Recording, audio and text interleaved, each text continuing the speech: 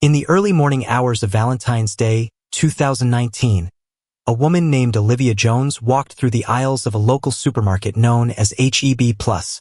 She was preparing ingredients for dinner with her husband Chris. As she gathered what she needed, she noticed a bouquet of pink and red roses, colors that symbolized tenderness and passion. As Olivia left the store with the roses in her cart, she had no idea that in less than 40 minutes, she would be dead. It was a horrible consequence of what people call toxic love. Police would find her on her bedroom floor in a quiet neighborhood in Beaumont, Texas.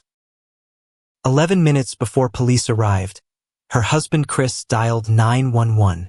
His voice was panicked as he told the dispatcher there was an emergency. He begged them to hurry, repeating his pleas multiple times. When the dispatcher asked what was happening, Chris said he had come home and somebody had shot his wife in the head.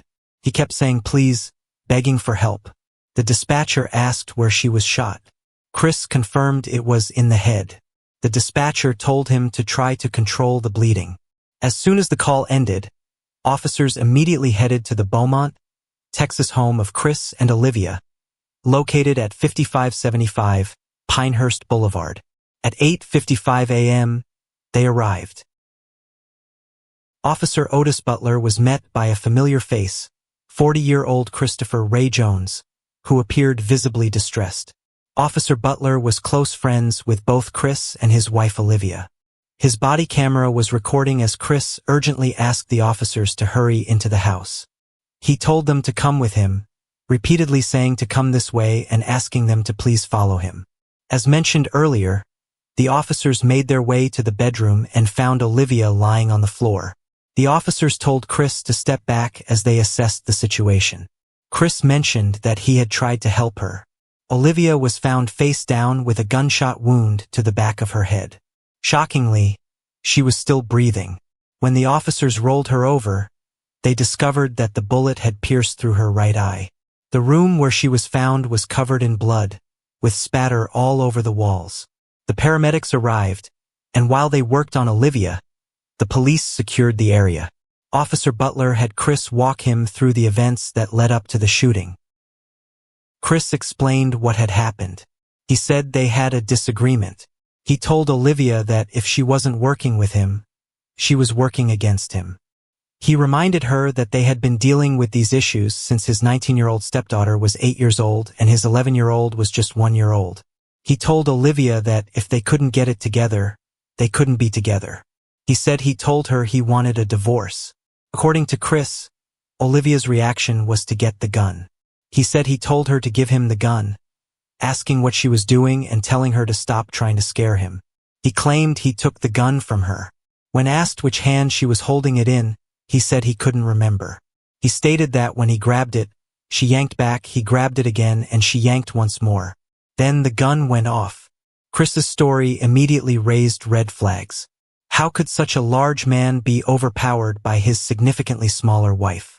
Chris dropped to his knees in anguish, but there were no tears. He asked Officer Butler if he could go check on Olivia. Officer Butler told him no, he didn't need to go in there. Chris asked if she was alive. Butler confirmed that she was. Chris asked again if she was alive, begging Butler not to tell him otherwise. Butler explained that when he saw her, she wasn't talking, but it looked like she was breathing. He told Chris not to go in there and to stay right where he was, asking him to calm down. When Chris learned that Olivia was still breathing, his reaction seemed strangely empty, devoid of relief or happiness. This was another red flag for Officer Butler. Back inside the home, Olivia's wounds proved to be fatal. Just after 9 a.m., she was pronounced dead. Officers searched the rest of the home and noticed that in addition to the surveillance cameras installed on the exterior of the house, there were 2 more cameras mounted in the living room, monitoring the interior of the house as well. They also discovered the gun that Olivia was shot with, a 9mm pistol covered in blood. However, they found it strange that the gun was in a different room from where the shooting took place. If Olivia was holding the gun when it went off, how did it end up in a different room? The only logical answer was that Chris must have moved it. Following this discovery, The officers decided the best course of action was to detain Chris until they had a better understanding of what really happened. As Chris was getting handcuffed, his 19-year-old daughter Ariel arrived at the house. She had already been contacted by Chris, who had told her what happened. She was clearly devastated and broke down in tears. The officers tried to console Ariel while Chris was escorted to the back of a police cruiser. Lead Detective Mandy Freeman and Sergeant Yvette Barrero of the Forensics Unit arrived at the residence and were immediately brought up to speed. According to Chris's account, Olivia grabbed a 9mm gun in the bedroom. He claimed he reached for the gun to try to get it from her. When he reached for it and they struggled over it, the gun fired. At that moment, Olivia's sister Angela arrived at the scene, and Ariel once again broke out into hysterics, crying and asking where her mother was. All of the evidence was collected and sent to the crime lab. Chris was brought down to the station, where they took photos of his hands, which were still covered in blood. He was told they were waiting for the lead detectives, who would be the ones to actually interview him. When the detectives finally arrived at the station, they started Chris's interview by asking him what caused the argument. Chris said that he felt Olivia wasn't pulling her weight in the relationship. He explained that he was very particular, that was just true about him. He said he strived for the best and worked really hard. He didn't make excuses for himself and didn't accept excuses from anybody else. After telling her that he wanted a divorce, according to Chris, she went to the bedroom and grabbed the gun.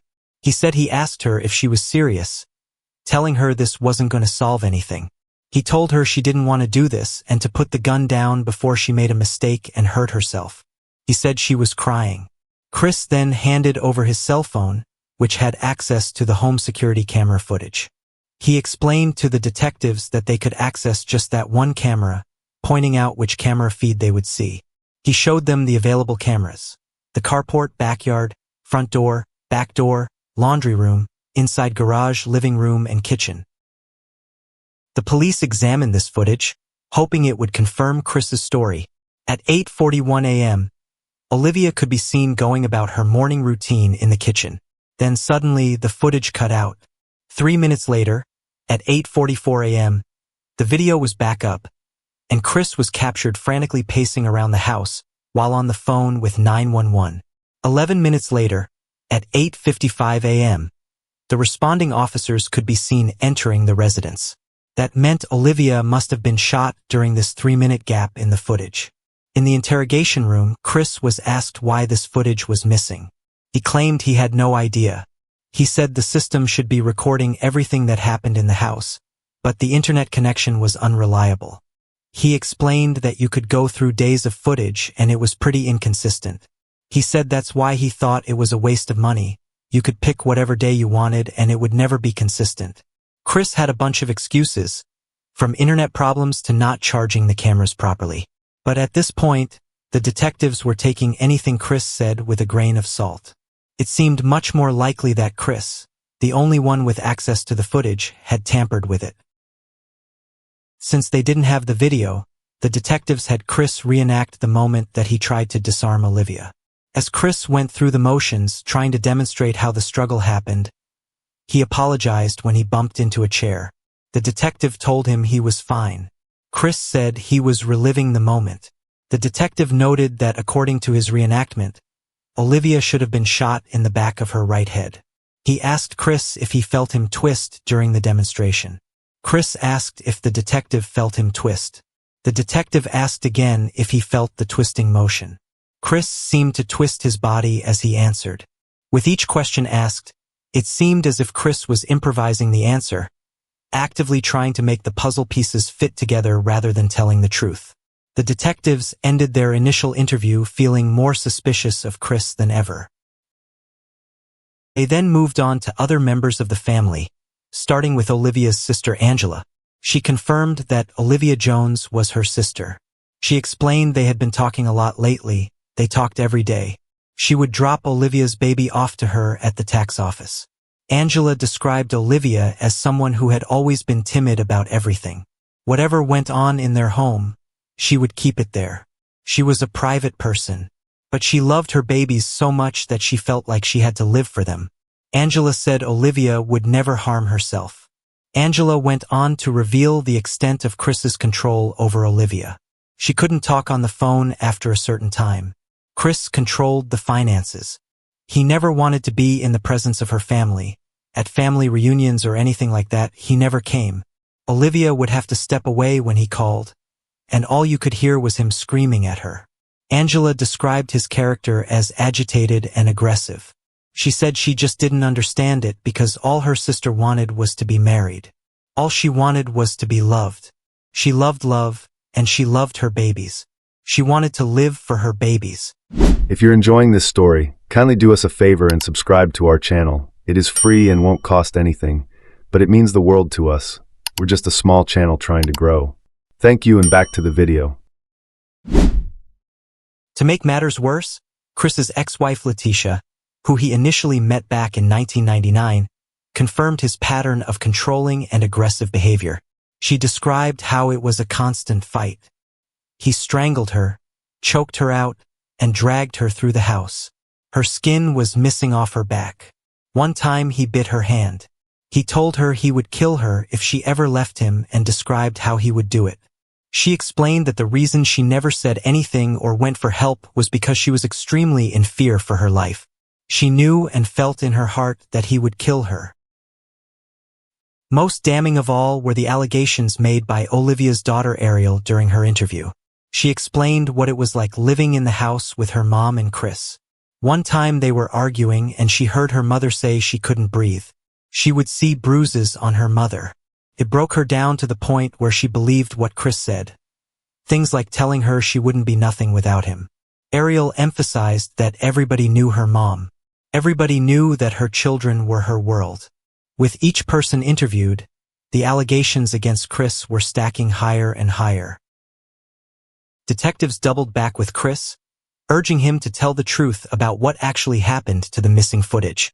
Chris admitted that, to be honest about the videos, he looked guilty. He had deleted those videos. He acknowledged he looked guilty. The detective told him that wouldn't be the case if he explained himself right now, if he said what he had just admitted. Chris said he freaked out. He panicked. He did some stuff he shouldn't have done. When asked if deleting the videos was one of those things, he said yes. When asked how many he deleted, he said he didn't know. He explained he was just afraid of being blamed for something, and he did something that looked really bad. While the confession was a much-needed win for the detectives, there was still no trace of those crucial 3 minutes of footage. However, the detectives did their due diligence. They spent days combing through all available footage from the house to see for themselves what daily life was like for the Jones family. In these recordings, the true nature of Chris and Olivia's relationship was on full display. In the videos, Chris could be heard yelling at Olivia aggressively. He berated her about things on the floor, told her to look at the floor, and accused her of not paying attention. He complained that she was worried about other things.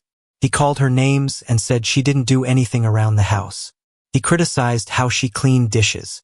When she explained that some dishes had fallen on the floor, so she didn't want to reuse them, he continued berating her, saying she didn't pay attention and asking what she was doing. He told her she was all over the place. He continued his verbal abuse, making derogatory comments and questioning who she thought she was.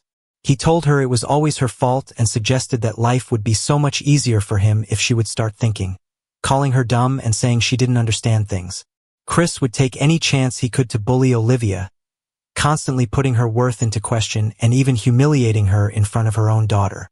In one particularly disturbing clip, he told her that most men in this world would want a woman, and criticized what she was doing. He suggested she wouldn't be anything if he hadn't gotten her, and that she would have had a bad life.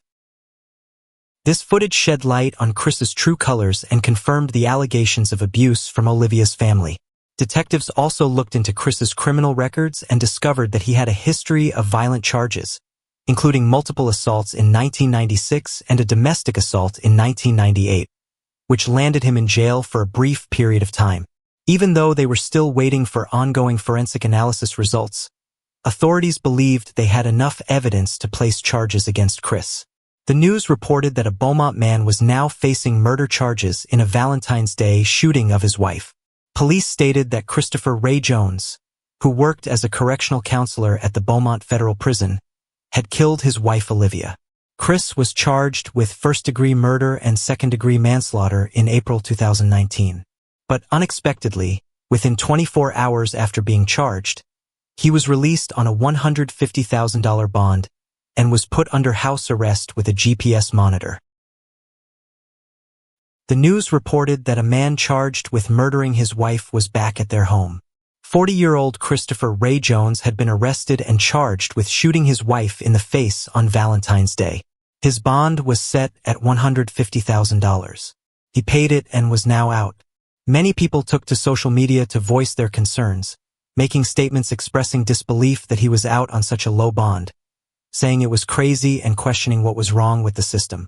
Others couldn't believe they would make his bond so low that he got out, feeling he should not be walking the streets. While out on bail, Christopher was allowed to continue operating the Jones family business, a food truck called One Plate at a Time. The judge allowed Chris to work while out on bail since the food truck was directly beside his home. However, this decision was controversial among Olivia's family and the community. They knew Chris was the only person with Olivia at the time of her death, and they all seemed to believe he had killed her. A news report described how this food truck on Concord Road in Beaumont was a hot topic on social media. It wasn't generating rave reviews from many people, but rather condemnation from a grieving family.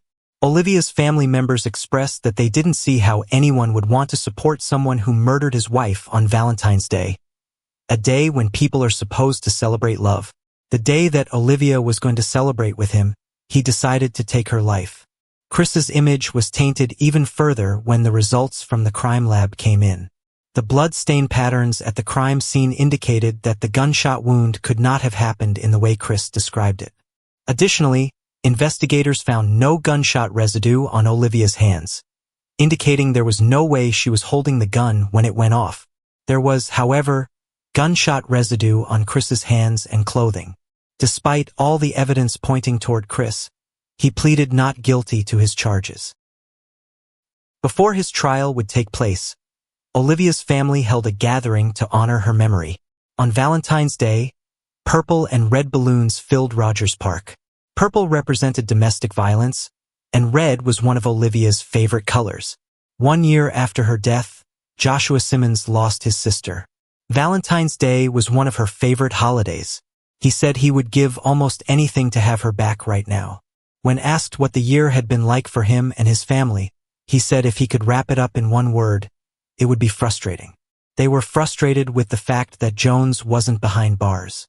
The family wanted to raise awareness about domestic violence, but more than anything, they wanted justice for Olivia. They wanted him to spend the rest of his life in prison while their sister spent the rest of her life in the grave. After finally having an opportunity to celebrate her life, her loved ones would once again have to face her death during Chris's upcoming trial. The courtroom was packed with family members from both sides. It had been over 3 years since Olivia's death. Despite the clear tension between the two families, they all wanted the same thing: justice for Olivia. Prosecutors Jimmy Ham and Mike Law described Chris as an abusive partner with a violent past. It was only a matter of time before something like this happened.